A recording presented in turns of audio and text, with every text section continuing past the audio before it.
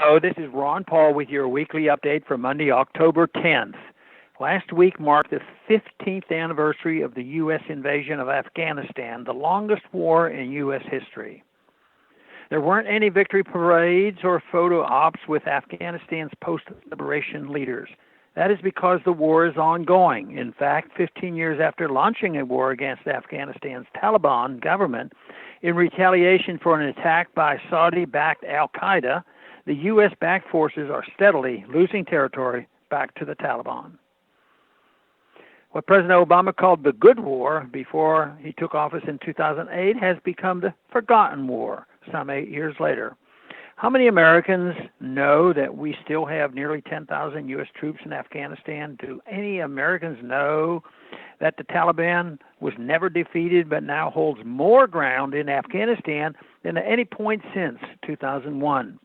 Do they know the Taliban overran the provincial capital of Kunduz last week for a second time in a year, and they threatened to several other provincial capitals? Do Americans know that we are still wasting billions of reconstruction and other projects in Afghanistan that are, at best, boondoggles? According to a recent audit by the independent U.S. government body overseeing Afghan reconstruction, $500 million was wasted on a contract for a U.S. company to maintain Afghan military vehicles. The contractor failed to meet the program's objectives, the audit found. Of course, they still got paid, like thousands of others getting rich off of this failed war.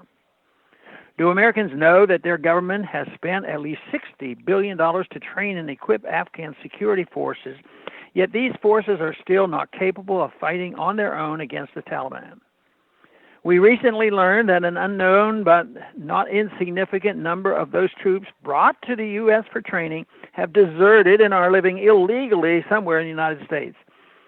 In the recent Taliban attack on Kunduz, it was reported that thousands of Afghan security personnel fled without firing a shot. According to a recent study by Brown University, the direct costs of the Iraq and Afghanistan wars thus far are nearly $5 trillion. The indirect costs are virtually incalculable. Perhaps Afghanistan is the forgotten war because to mention it would reveal how schizophrenic is the U.S. foreign policy. After all, we have been fighting for 15 years in Afghanistan in the name of defeating al-Qaeda, while we are directly and indirectly assisting a franchise of al-Qaeda to overthrow the Syrian government. How many Americans would applaud such a foreign policy? If they only knew, but thanks to a media that only interested in promoting Washington's propaganda, far too many Americans don't know.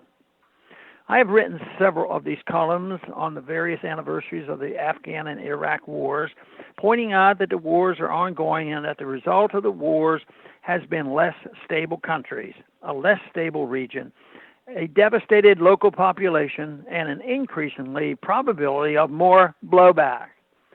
I would be very happy to never have to write one of these again. We should just march home. Thanks for calling this update. A new update is placed on this number, 888-322-1414 every Sunday. The written text can be found on my Ron Paul Institute website at www.ronpaulinstitute.org and on my Facebook page. Thanks for calling.